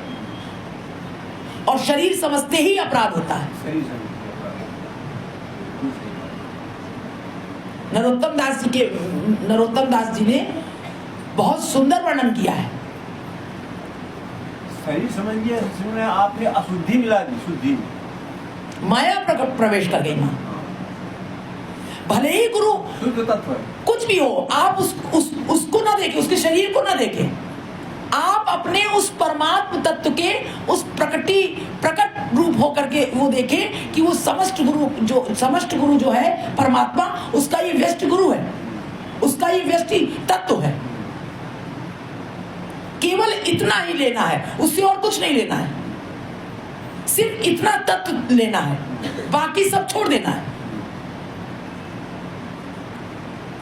इसलिए यहां तक कहा गया है, महाप्रभु चैतन्य ने कहा है कि अगर वो कोई शास्त्र विरुद्ध भी कोई आज्ञा दे रहा है तो उसकी बात पर ये नहीं सोचना चाहिए कि ये गलत कह रहा है, उसको ये सोचना चाहिए कि वहां से थोड़ा दूर हट जाए, गुरु के पास से दूर हट जाए, और ये जाने कि ये मेरी परीक्षार्थी ऐसा कर रहे हैं, मेरी परीक्षा लेने के लिए मुझे ये शास्त्र विरुद्ध आदेश कर रहे हैं कार्य करने को। यहां तक भावना रखें कि इनमें सामर्थ्य नहीं है, इन्हें ज्ञान नहीं है, ऐसा। जो आकर्षण आपको हुआ है, जो आपके अंदर परिवर्तन हुआ है चरित्रों में, आप जान लें कि वो समष्टि गुरु का ही व्यष्टि गुरु है, वो भेजा हुआ, और ये बड़े भाग्य से प्राप्त होता है। लेकिन ये अपराध होता ही है, क्योंकि कारण ये है कि वो सामने दिखता है ना शरीर अपने जैसा, इसलिए अपराध होता है। और भगवान की कृपा होती है तभी वो नहीं समझ में आता, तभी वो दिखाई देने लगता है कि हाँ ये गुरु तत्व है। अनंत जन्मों से शरीर देखने की आदत ईश्वर की कृपा नहीं होती तब तक।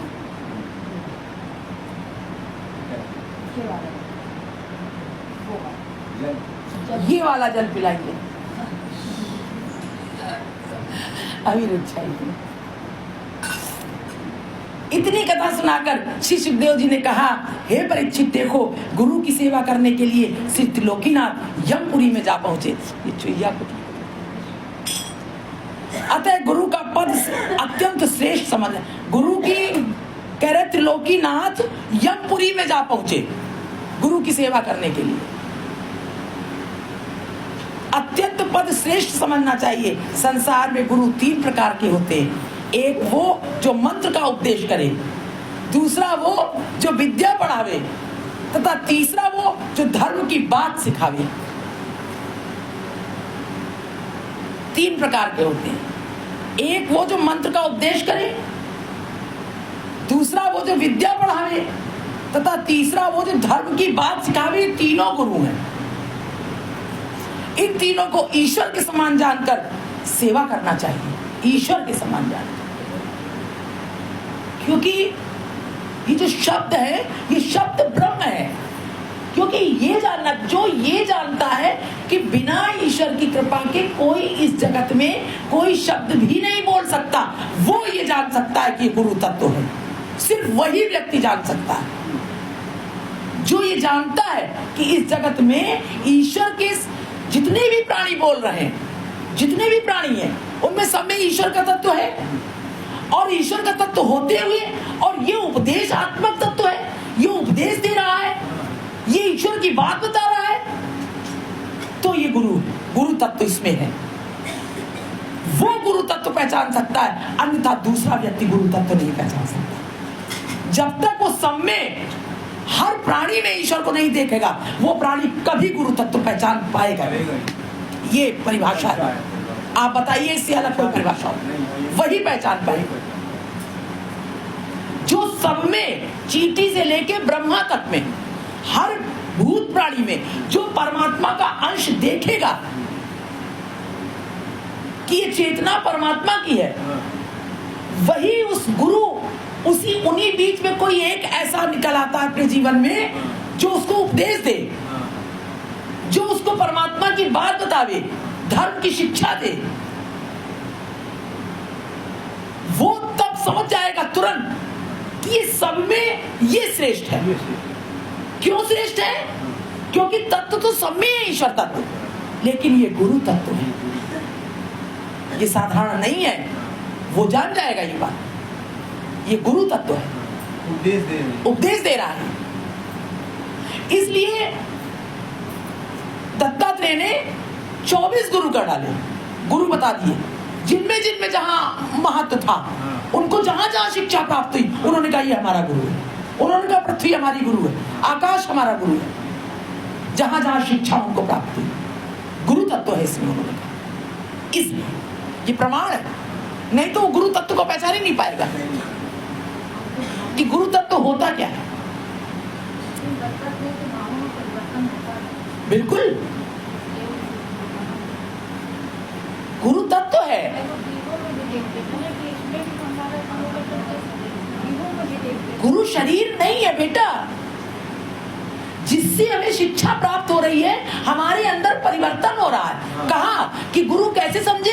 कि जिससे हमारे व्यवहारों में परिवर्तन आ जाए, हमारे आचरण में, वही गुरु है।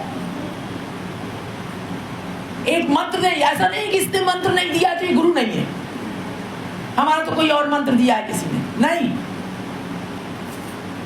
हमें क्या क्या इसने सिखा डाला, हमें क्या क्या बताया इसने, हम कहां से कहां पहुंचे हैं, ये गुरु तत्व है। तत्व है, वो पिंड नहीं है, पिंड गुरु तत्व है।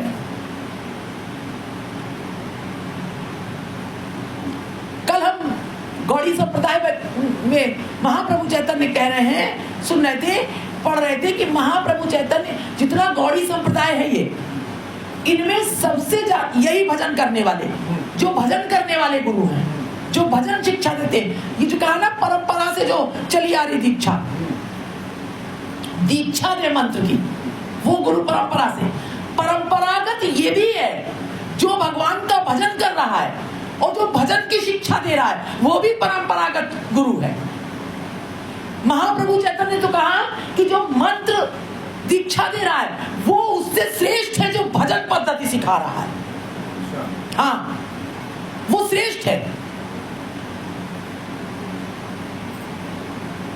और तत्व दर्शन जो करा रहा है, वो जो मनसुख हम लोग वहां गए थे, जयपुर जो गए थे, जयपुर वो जो गलता, वो जो आश्रम था,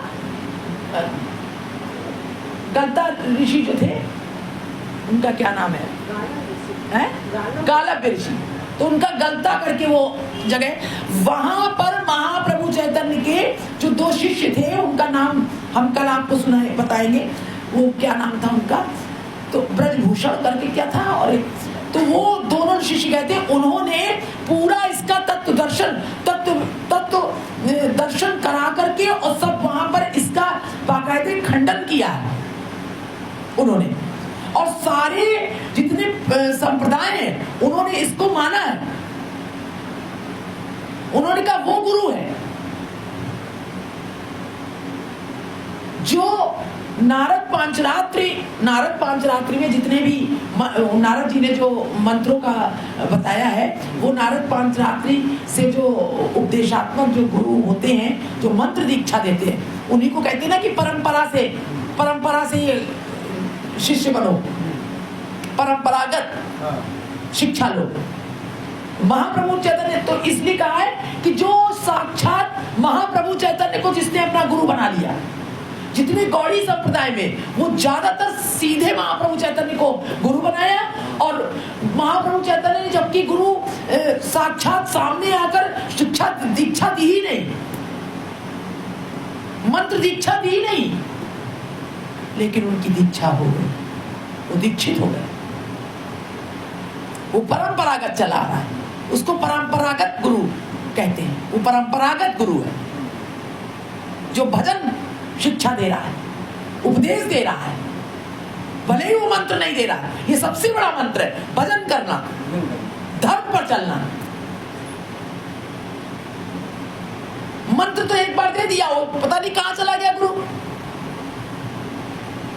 और इसको भी कहा है, इसमें भी एक अपने आप प्राप्त हो जाता है, अपने आप भजन किसी जीव का अपने आप प्रकट हो जाता है, कोई गुरु ना है नहीं है तो भी किसी गुरु के अनुगत्य में चल करके उसका जीवन में प्राकट्य हो जाता है, उसका वो जीवन में इस प्रकार चलता है। किसने वाल्मीकि कौन सा रहा? एकलव्य ने तो गुरु की प्रतिमा बना, प्रतिमा वही कहा, और पूरी विद्या उसको वही कहा कि गुरु की प्रतिमा बना करके और वो गुरु मान ले, उसको श्रेष्ठ कहा है महाप्रभु चैतन्य। वो परंपरा से वो परंपरागत भाव है, सामने नहीं।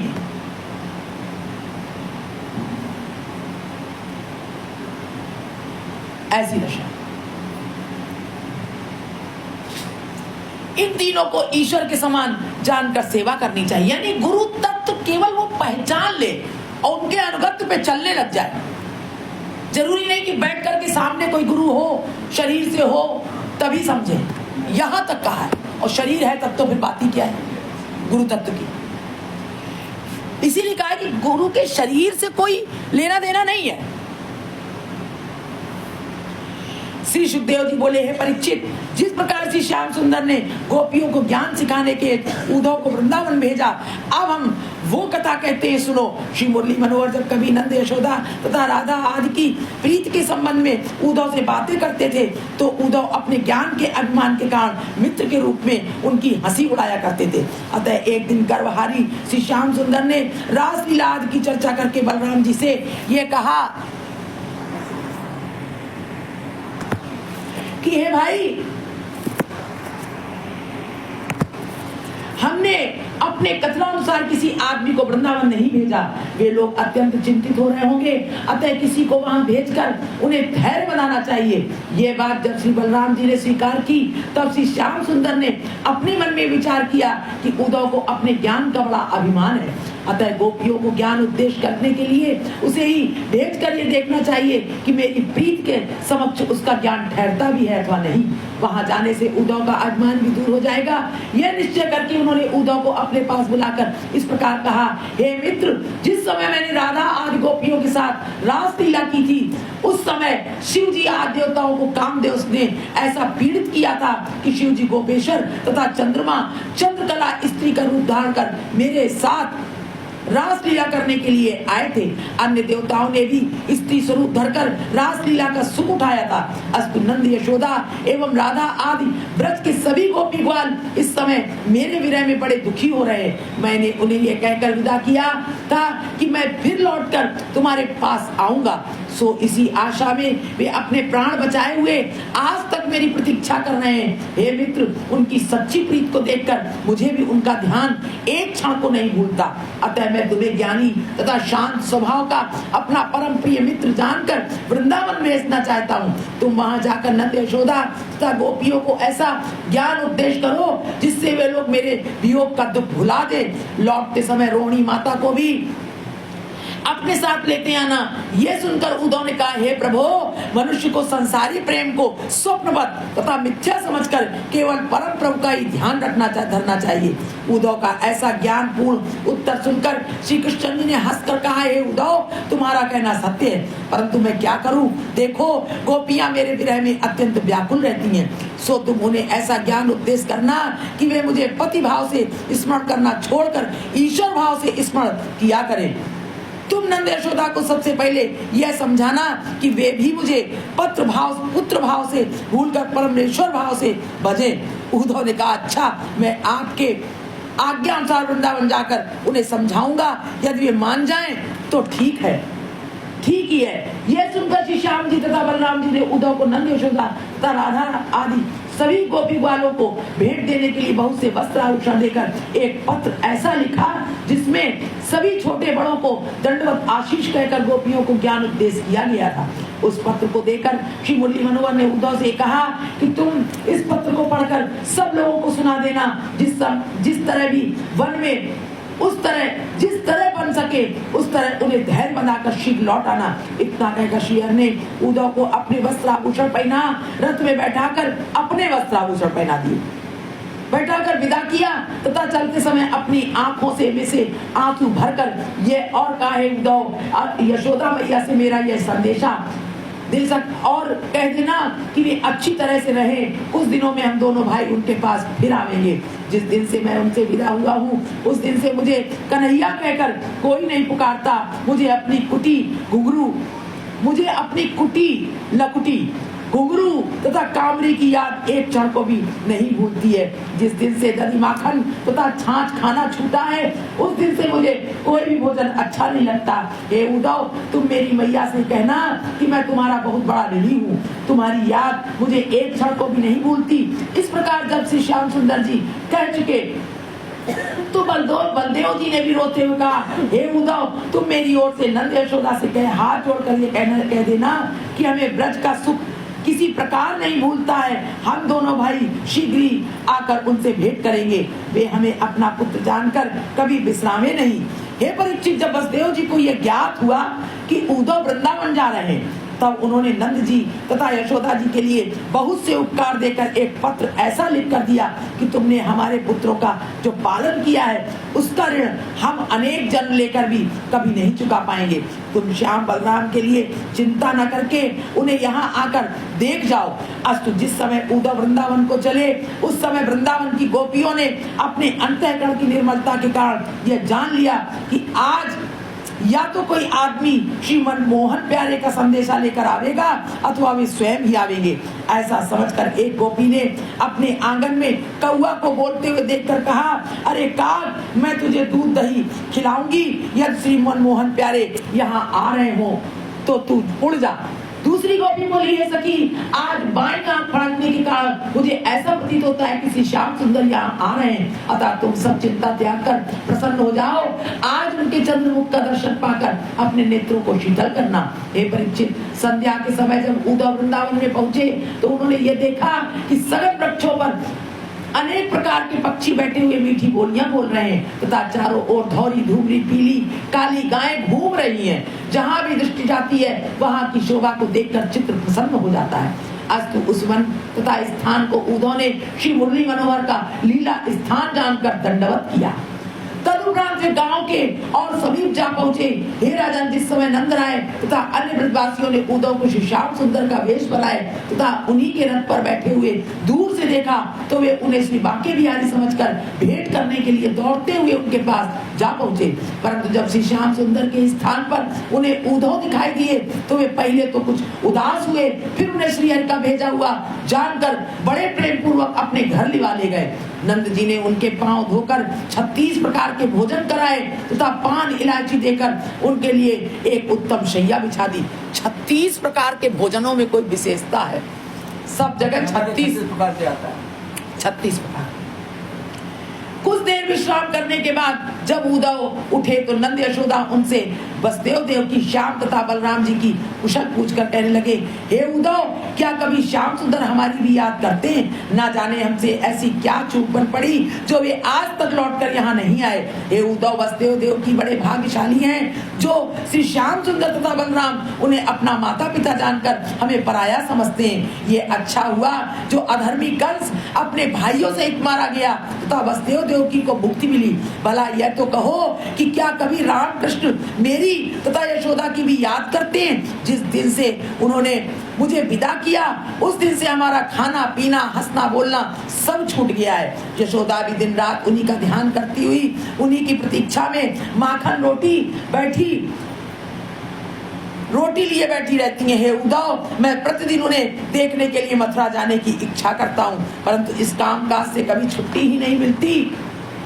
जब वो कभी वन में जाकर श्री मनमोहन प्यारे के चरण चिन्ह देखता हूँ तो यह जान पड़ता है कि वे किसी कुंज में राह भूल गए हैं। उस समय मैं उन्हें ढूंढने लगता हूँ, पर जब वे नहीं मिलते तो हार कर घर लौट आता हूँ। हे उद्धव, श्री कन्हैया लाल की मुरली तथा लकुटिया को देखकर मेरी जो दशा होती है उसे मैं किसी भी प्रकार कह नहीं सकता। उन्होंने मुझसे वृंदावन आने का कॉल किया था, सो ये बताओ कि वे यहाँ आवेंगे या नहीं। देखे अब हमारा भाग्योदय कब होगा। वे मुझे पिता कहते थे और मैं उन्हें अपना पुत्र समझता था। उन्होंने विपत्ति काल में हम सभी ब्रजवासियों की रक्षा की। हे उद्धव, उन्होंने बाल्यावस्था में ही पूतना राक्षसी तथा वत्तासुर आदि बड़े बड़े राक्षसों को मारकर कालीनाग को यमुना से बाहर निकाल दिया था। उन्होंने गोरस चुराकर गोपियों के साथ रास लीला की थी तथा आपने अपने बाल चरित्रों से हमें बहुत सुख पहुंचाया। ये कहो कि क्या वे इन बातों को की चर्चा कभी वसुदेव देवकी से भी करते हैं अथवा नहीं? हे उद्धव, गर्ग मुनि के कहने से मैं ये समझता हूँ कि वह परम ब्रह्म के अवतार है तथा उन्होंने पृथ्वी का भार उतारने के लिए अपनी इच्छा से अवतार ग्रहण किया है। हे परीक्षित, जब नंद राय इस प्रकार कह चुके तब यशोदा जी रोती हुई बोली, हे उद्धव, तुम जिनके साथ सदैव रहते हो उन हमारे पुत्रों की कुशल हमें सुनाओ। क्या वे कभी मेरी याद करते हैं? उनके बिना मैं अत्यंत दुख पाती हूँ। वे सबसे आने को कह गए थे, परंतु बहुत दिन बीत जाने पर भी अभी तक लौट कर नहीं आए। हे उद्धव, जिन परम ब्रह्म का दर्शन ब्रह्मा आदि देवता को ध्यान में भी प्राप्त नहीं होता, वे मेरे घर पर में रहे, परंतु मैं उन्हें सदैव अपना पुत्र ही समझती रही। अब न जाने वो भाग्य कब प्राप्त होगा जब मैं श्याम सुंदर को फिर से गोद में लेकर उनके शरीर की धूल को अपने आंचल से झाड़कर गले से लगाऊंगी। हाय, अब मैं किसका मुख चूम कर बलैया लूं? वो मोहनी मूरत क्षण भर को भी मेरी आंखों से दूर नहीं होती। अब तुम ये बताओ कि जो मनमोहन यहाँ दिन रात ऊधम बजाया करते थे, वे अब वहाँ सीधे बनकर किस प्रकार रहते हैं? वे मेरे बिना इतने दिनों तक वहाँ कैसे ठहरे हुए हैं? मैं गोवर्धन पर्वत को देखकर यह समझती रहती हूँ कि वे अभी आ रहे होंगे। भला बताओ तो सही कि वे कब आएंगे? हे परीक्षित, इस प्रकार कहकर जब नंद बाबा तथा यशोदा जी श्री कृष्ण जी के विरह दुख में रोते रोते व्याकुल हो गए, तब उन्हें धैर्य देने के लिए उन्होंने इस प्रकार कहा, हे नंद यशोदा, तुम धैर्य मत हो, श्याम सुंदर भी मेरे पीछे पीछे आ रहे हैं। यह सुनकर जब नंद यशोदा को धीरज हुआ, तब उन्होंने सब भेंटे उनके सामने रखकर श्री श्याम सुंदर तथा वसुदेव जी के भेजे हुए पत्र पढ़कर सुना दिए। फिर इस प्रकार कहने लगे, हे नंद यशोदा, जिनके घर में रहकर पूर्ण ब्रह्म परमेश्वर ने अपनी बाल लीलाएं की, उनकी प्रशंसा भला कौन कर सकता है? तुम बड़े भाग्यशाली हो जो तुम्हारे हृदय में आठों प्रहर श्री श्याम सुंदर की प्रीति बनी रहती है, इसीलिए वे भी तुमसे एक क्षण को भी अलग नहीं होते। मैं तुम दोनों को जीवन मुक्त समझता हूँ। ये सुनकर यशोदा ने उस चिट्ठी को बड़े प्रेम पूर्वक अपने मस्तक तथा आंखों से लगाया, फिर रोते हुए इस प्रकार कहा, हे उद्धव, तुम इन ज्ञान की बातों को छोड़कर ये सच सच बताओ कि श्याम सुंदर यहाँ कब आएंगे? यदि वे मुझे अपनी माता समझकर एक बार आकर दर्शन दे जाते तो मैं अपना जीवन धन्य मानती। हे उद्धव, अपने कन्हैया को प्रतिदिन प्रातः काल ही माखन रोटी खिला देती थी, अब उन्हें इतने सवेरे कौन भोजन कराता होगा? मुझे दिन रात यही चिंता लगी रहती है कि ठीक से भोजन न मिलने का मेरा लाल दुर्बल हो गया होगा। यह सुनकर उन्होंने कहा, हे यशोदा, तुम मेरी बात पर विश्वास करके श्री कृष्ण जी को परमेश्वर समझो। जिस प्रकार लकड़ी में अग्नि छिपी रहती है, उसी प्रकार उनके निर्गुण स्वरूप का प्रकाश संसार के सभी जीवों में व्याप्त हो रहा है। वे दिखाई न देने पर भी सर्वव्याप्त हैं। अतः तुम भी उन्हें आठों प्रहर अपने समीप भी जानकर इतनी चिंता मत करो। उन्होंने पृथ्वी का भार हटाने तथा अपने भक्तों को सुख पहुंचाने के लिए ही अवतार लिया है। जिस प्रकार भृंगी अपने रंग में अन्य कीड़ों को रंग लेती है, उसी प्रकार वे अपना ध्यान करने वाले को अपने ही स्वरूप का कर देते हैं, अपने स्वरूप का कर देते हैं। जो उनका ध्यान करता है उसे वो अपने स्वरूप का बना लेते हैं, वैसा ही उसका स्वभाव हो जाता है। यह तुम उन्हें घट-घट में व्याप्त समझकर अंतःकरण में उनका ध्यान करोगी तो तुम्हारा स्वरूप भी उन्हीं के समान हो जाएगा। वे न किसी के पुत्र हैं और न कोई उनका माता पिता है। यह तो तुम्हारे पूर्वजन्म के पुण्यों का फल है जो तुम उनसे इतना स्नेह रखती हो। हे नंद यशोदा, यदि तुम श्री श्याम सुंदर को अंतर्यामी नारायण समझकर ईश्वर भाव से भजोगे तो वे तुम्हें ध्यान में अपना दर्शन देकर दुख से छुड़ा देंगे। उद्धव के मुख से ये शब्द सुनकर यशोदा ने कहा, हे उद्धव, तुम्हारा कहना ठीक है, परंतु मैं अपने मन को बहुत समझाती हूँ, फिर भी वो किसी प्रकार नहीं मानता है। इस प्रकार परस्पर बातें करते हुए सारी रात व्यतीत हो गई। हे परीक्षित, जब 4 घड़ी रात शेष रही तब उद्धव नंद राय जी से पूछकर यमुना स्नान करने के लिए चले। मार्ग में उन्होंने ये देखा कि सभी स्त्रियां अपने अपने घरों में दीपक जलाकर श्री कृष्ण के बाल चरित्रों का गान करती हुई दही मथ रही हैं 4 बजे 4 बजे दीपक जलाकर कृष्ण जी के बाल चरित्रों का गान करती हुई दही मथ रही। इसीलिए प्रातः काल भजन किया जाता है। वे जिस द्वार के समीप होकर निकलते थे उसी घर में श्रीहरि की चर्चा होते हुए देखकर उन्हें अत्यंत आनंद प्राप्त होता था। जब उदय यमुना तट पर पहुंचकर स्नान करने के उपरांत संध्या वंदन आदि नित्य कर्म करने लगे, उसी समय सवेरा हो जाने के कारण सब गोपियां भी घर गृहस्थी के कामों से छुट्टी पाकर जल भरने के लिए वहां आ पहुंची। वे सब परस्पर श्री श्याम सुंदर की चर्चा कर रही थी। कोई कहती थी हे सखी मुझे मार्ग में श्री मनमोहन प्यारे मिले थे, कोई कहती थी वे कहीं छिपे हुए हैं, किसी ने कहा देखो वे बंसी बजा रहे हैं, कोई बोली नहीं वे गऊ चरा रहे हैं, कोई कह उठी वे इस मार्ग में हमसे दान मांगने के लिए आ रहे हैं। इसी प्रकार परस्पर श्री कृष्ण जी की चर्चा करती हुई वे सब जब यमुना तट पर पहुंची तो मार्ग में श्री श्याम सुंदर के रथ को खड़ा हुआ देखकर इस प्रकार कहने लगी हे सखी मालूम होता है कि वो अक्रूर यहाँ फिर आ पहुंचा है। एक बार तो उसने राजा कंस को मरवा डाला, अब राजा ने वो क्या करेगा। यह सुनकर दूसरी सखी ने कहा हे आली क्या पता श्री श्याम सुंदर ने हमारी ही सुध लेने के लिए किसी को भेजा हो। इस प्रकार बातें करती हुई वे ब्रजबालाएं जब यमुना तट पर पहुंची तो उद्धव उनकी प्रीति को देखकर अपने मन में सोचने लगे कि देखो इन्हें श्री कृष्ण जी से कैसी प्रीति है कि इन्हें अपने पति घर तथा लोक लज्जा का भी कुछ ध्यान नहीं है। बोलो गोविंद भगवान की जय। आज यही विराम लेते हैं।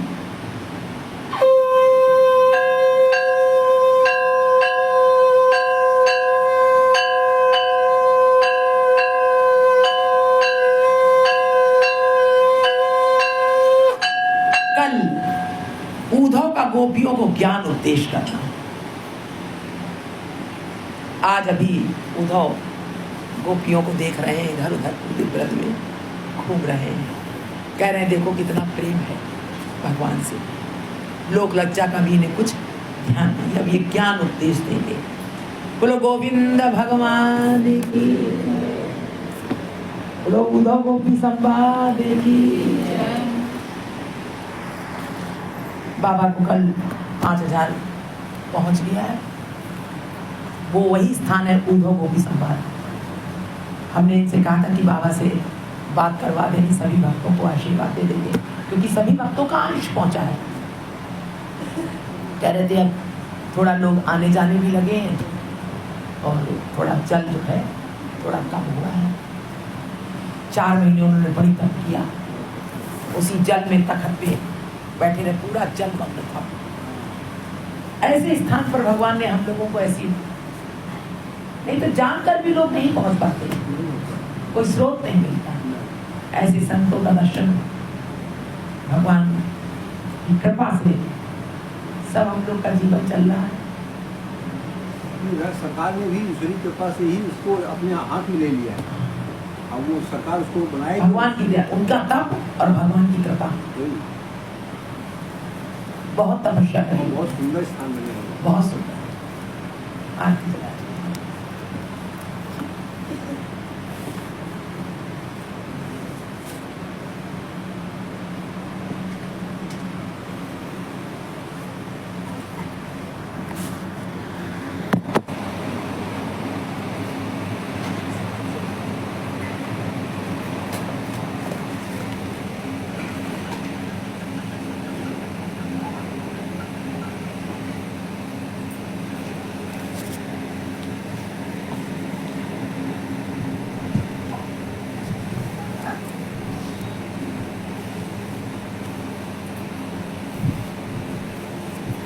नटवर नागर नंदा भजो रे मन गोविंदा।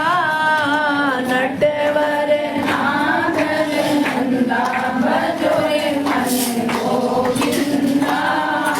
गोविंदा गोविंदा भजो रे मन गोविंदा। गोविंदा गोविंदा भजो रे मन गोविंदा। अरे नटवर नागर नंदा भजो रे मन गोविंदा।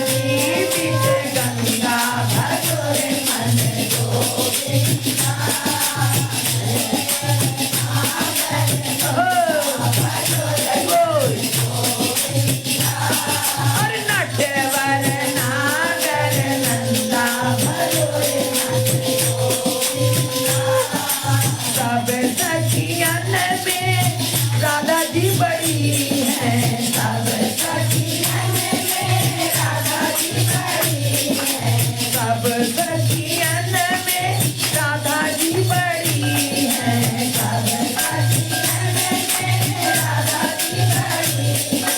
अरे जैसे तारों की चंदा भजो रे मन गोविंदा, जैसे तारों में चंदा भजो रे मन गोविंदा।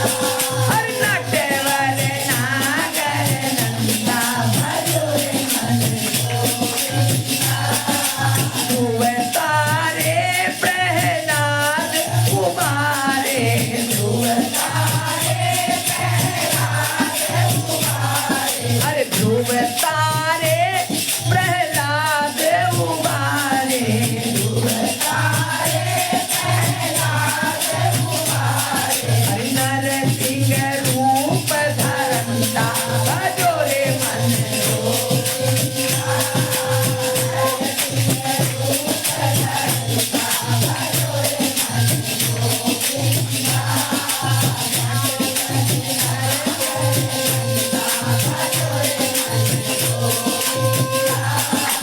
काली दय में नाचो है नाचो, काली दय में नाच है नाचो, काली दय में नाच है नाचो, काली दय में नाच है नाचो। और फड़ फड़ नाचे करंता भजो रे मन गोविंदा, और फड़ फड़ नाचे करंता भजो रे मन गोविंदा। नटवर नागर नंदा भजो रे मन गोविंदा, नटवर नागर नंदा भजो रे मन गोविंदा। वृंदावन में रास रचायो, वृंदावन में रास रचायो, वृंदावन में रास रचायो, वृंदावन में रास रचायो। अरे नाचत बाल मुकुंदा भजो रे मन गोविंदा, अरे नाचत बाल मुकुंदा भजो रे मन गोविंदा। अरे नटवर नागर नंदा भजो रे मन गोविंदा, नटवर नागर नंदा भजो रे मन गोविंदा।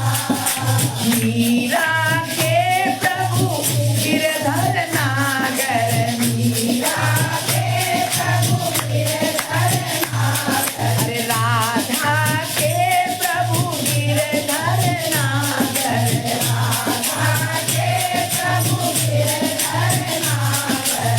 हम सब के प्रभु गिरधर नागर, हम सब के प्रभु गिरधर नागर। अरे काटो यम के फंदा भजो रे मन गोविंदा, अरे काटो यम के फंदा भजो रे मन गोविंदा, अरे काटो यम के फंदा भजो रे मन गोविंदा।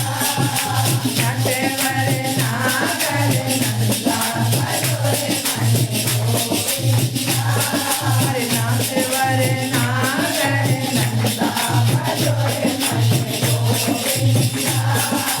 नाचे नंद लाल नचावे उनकी मैया, नाचे नंद लाल नचावे उनकी मैया।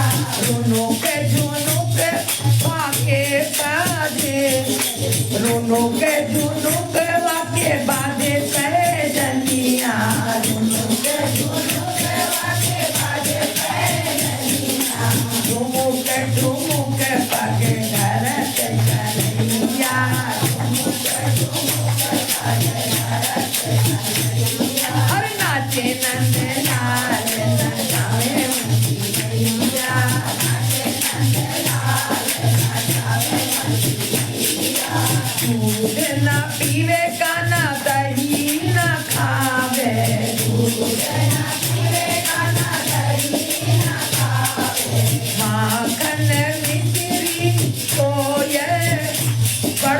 खवैया माखन मिश्री को बड़ो खवैया माखन मिश्री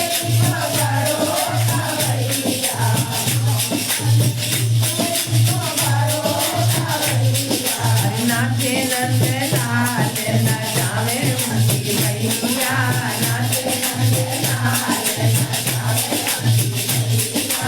रंग बिरंगो बाको मन ही न भावे रंग बिरंगो बाको मन ही न भावे काली कवरी को वो तो पड़ो ओढ़ैया काली कवरी को पड़ो ओढ़ैया अरे नाचे नंद लाल नचावे नाचे नंद लाल नचावे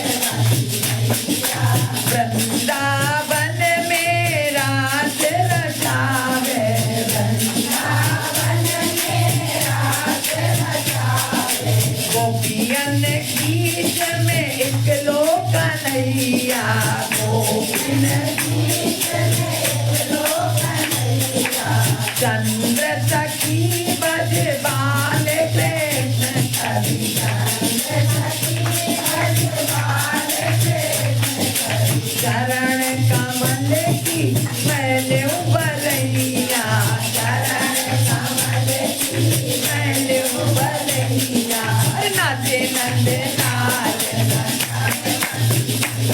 अरे नाचे नंद लाल नचावे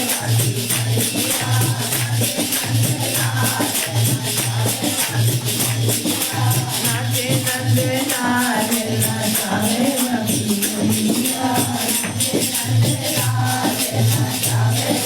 यशोदा के लाल की यशोदा के लाल की कन्हैया की माखन चोर की चीर हरण लाल की नाग नथैया की कुल वृंदावन बिहारी लाल की जय जय श्री राम जय जय श्री राम श्रीमद् भागवत महापुराण की आज के आनंद की हरे कृष्ण गुरुदेव भगवान की